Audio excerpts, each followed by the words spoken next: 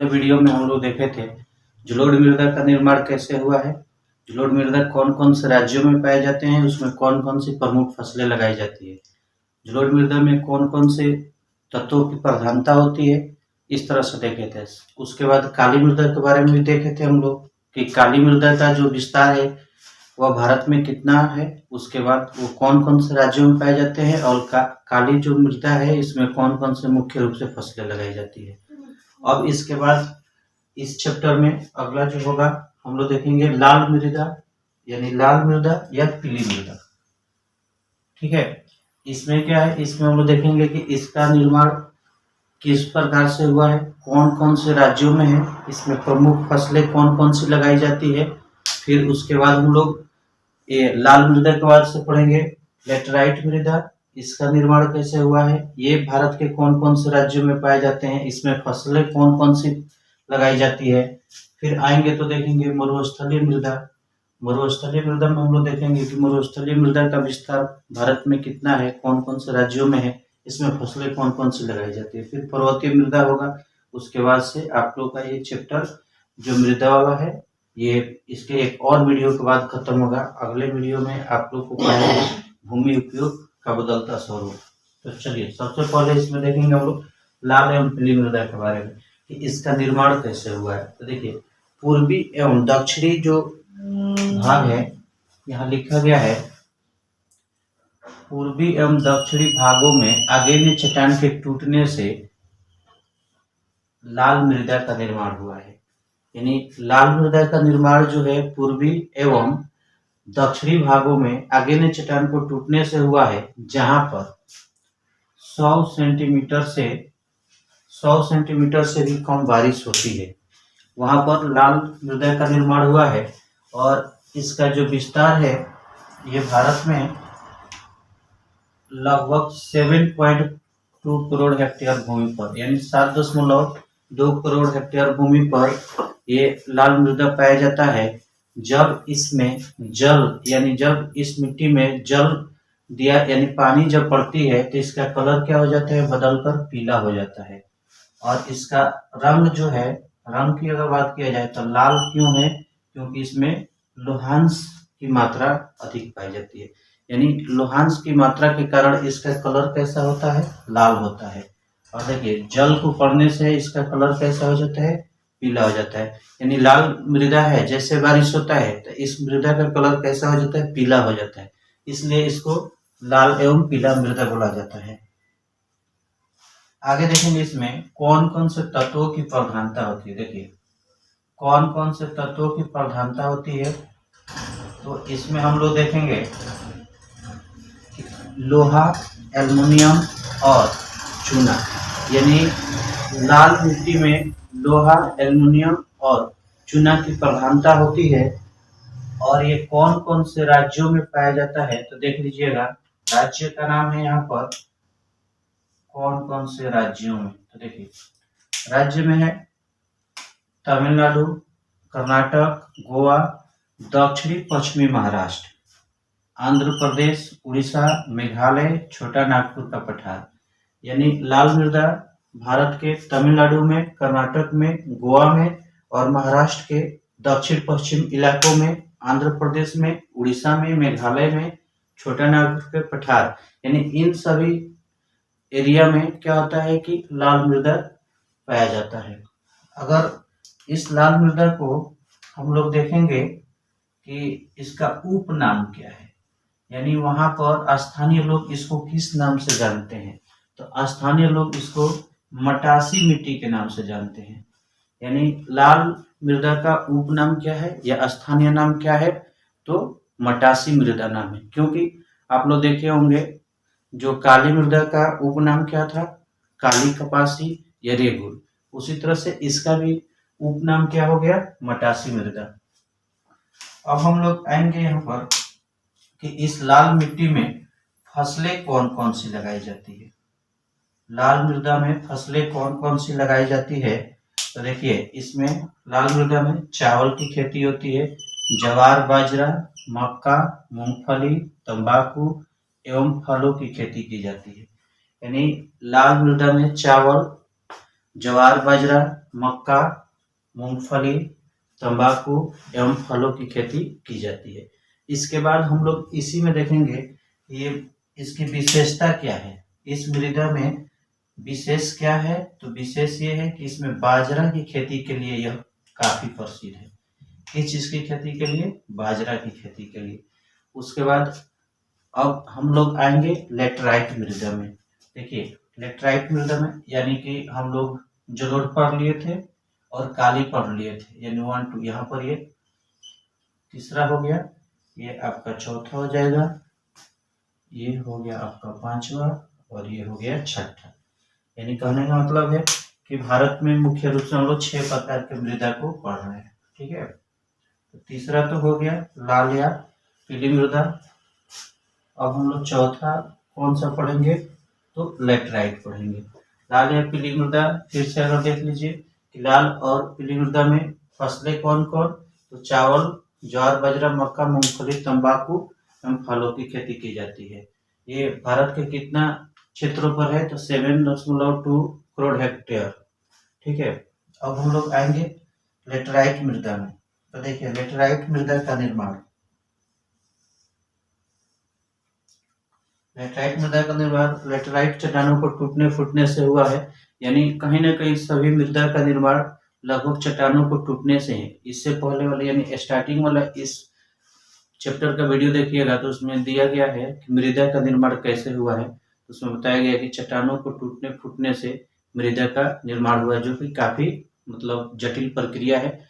बहुत लंबे समय लगते हैं तब जाकर के 1 सेंटीमीटर मृदा का निर्माण होता है। ठीक है, तो अब देखिए अब इसमें है कि ये आपका लेटराइट मृदा का निर्माण।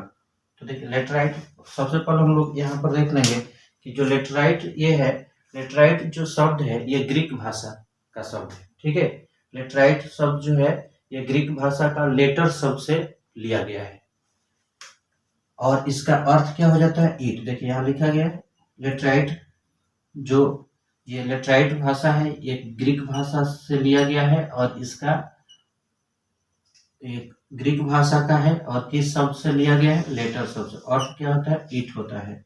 ठीक है, इसका निर्माण लेटराइट चट्टान को टूटने फूटने से हुआ है। ये भारत में, अब इसका हम लोग विस्तार देखेंगे।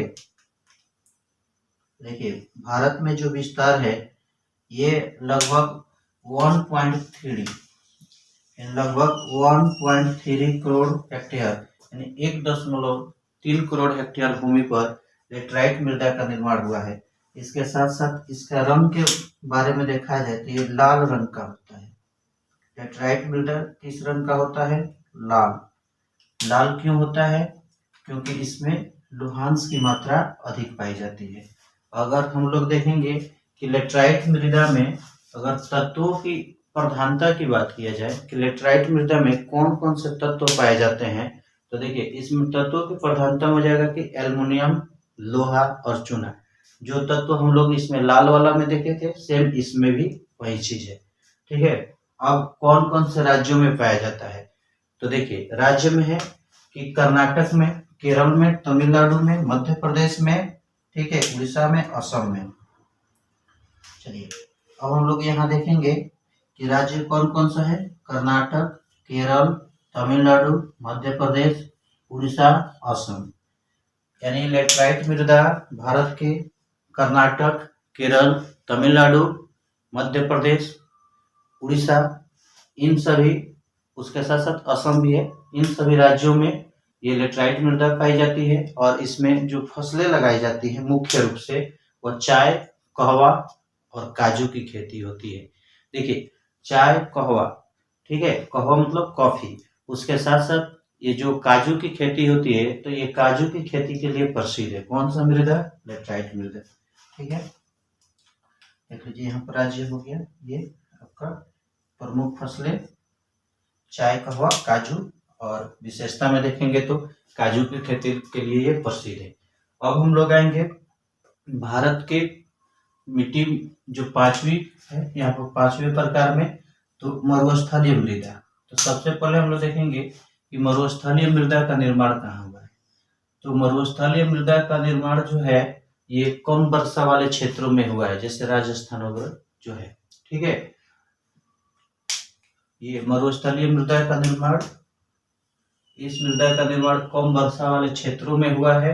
अगर विस्तार की बात किया जाए कि भारत में मरुस्थलीय मृदा का विस्तार कितना है, तो 1.42 लाख वर्ग किलोमीटर में है, यानी 1.4 लाख वर्ग किलोमीटर में है।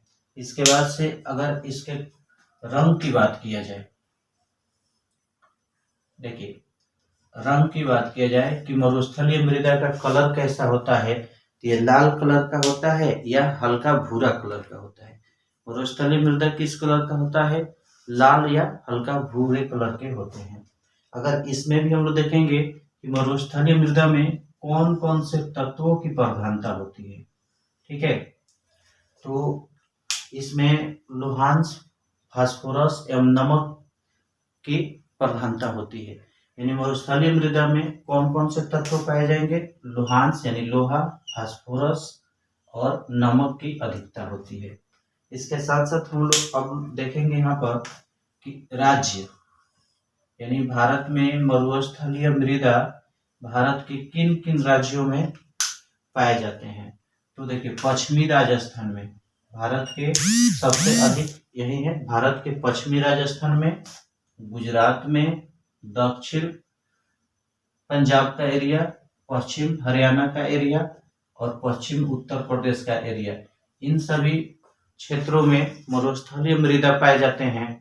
इसके साथ साथ अगर हम लोग देखें कि इन मृदा में यानी मरुस्थलीय मृदा में कौन कौन से फसलें को लगाए जा सकते हैं या लगाए जाते हैं, ठीक है, तो प्रमुख फसल कौन कौन सा हो गया इसमें, तो देखिए ज्वार बाजरा, रागी, तिलहन यानी मोटे अनाज।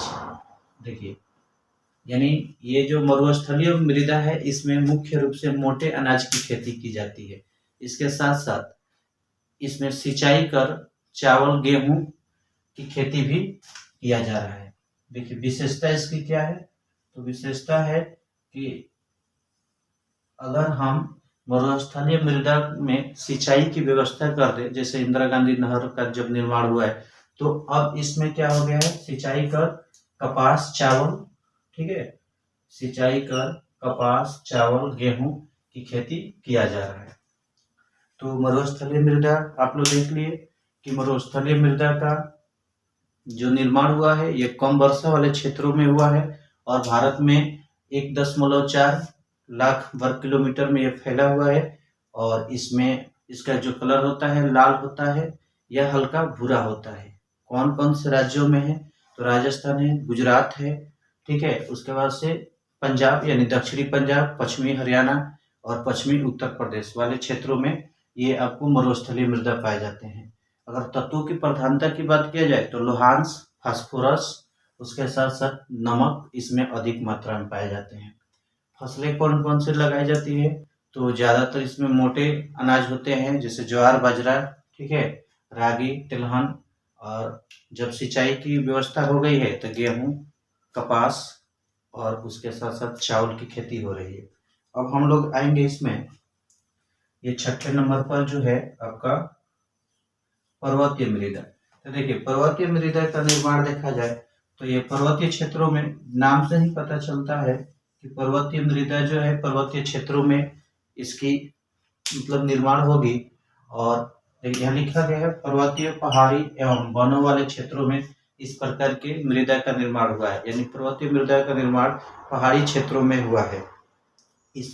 इसमें किस तत्वों की प्रधानता होती है, तो ह्यूमस की जो होती है ये प्रधानता होती है। ह्यूमस मतलब होता है कि जैसे देखिए पेड़ पौधे के पत्ते सड़ेंगे गलेंगे और उसको उपजाऊ बनाएंगे, ठीक है। अब इसमें क्या हो गया, कौन कौन से राज्यों में इस प्रकार की यानी पर्वतीय मृदा भारत के कौन कौन से राज्यों में पाए जाते हैं, तो आप लोग अनुमान लगा सकते हैं कि जहाँ पर पर्वत पठार होंगे यानी पर्वत होंगे वहां पर इस प्रकार के मिट्टी पाए जाएंगे। तो पर्वत कहाँ पर है, तो जम्मू कश्मीर में, पहाड़ी क्षेत्र हो गया हिमाचल प्रदेश में, उत्तराखंड में, सिक्किम में, ठीक है, यानी पर्वतीय मृदा जम्मू कश्मीर, उत्तराखंड, हिमाचल प्रदेश, सिक्किम, इन सभी जो ये हाइट वाले जो एरिया है या राज्य है यानी पहाड़ी एरिया में इस तरह के मृदा का निर्माण हुआ, क्योंकि पर्वतीय है तो जहाँ पर पर्वत होंगे वहाँ पर पर्वतीय मृदा पाए जाएंगे। इसकी प्रमुख विशेष इसमें प्रमुख रूप से फसलें कौन कौन सी लगाई जाती है तो इसको देखेंगे कि प्रमुख रूप से जो फसलें हैं वह चावल, आलू और फलों की खेती होती है। जैसे आप लोग देखे होंगे सेब वगैरह की जो खेती है जम्मू कश्मीर, ठीक है। यानी इस पर्वतीय मृदा में विशेष रूप से फलों की खेती, उसके साथ साथ आलू चावल की भी खेती होती है। अगर पर्वतीय मृदा की विशेषता की बात किया जाए तो इसकी विशेषता यह है कि यहाँ पर ज्यादातर बगानी कृषि होती है, ठीक है। यहाँ पर ज्यादातर बगानी कृषि होती है। तो देखिए ये आप लोग का जो हम लोग देख रहे हैं यूनिट 1 यानी इकाई 1 के भूमि संसाधन, जो भूमि संसाधन में हम लोग ये दूसरा वीडियो देख रहे हैं। इसके पहले वाले वीडियो में हम लोग देख लिए हैं कि जो मृदा है वह जलोढ़ मृदा, काली मृदा, और उससे पहले भी एक और वीडियो था उसमें आप लोग देखे होंगे कि जो मृदा का निर्माण वगैरह कैसे होता है, ठीक है। अब इसके बाद एक और